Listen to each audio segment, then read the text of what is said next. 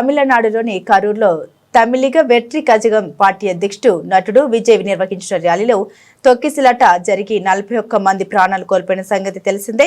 ఈ దుర్ఘటన తర్వాత బాధిత కుటుంబాన్ని వీడియో కాల్లో పరామర్శించిన విజయ్ త్వరలోనే వారిని కలుసుకుంటామని అప్పట్లో హామీ ఇచ్చారు. తాజాగా సోమవారం బాధిత కుటుంబాన్ని చెన్నైకి పిలిపించుకుని వారితో సమావేశమయ్యారు.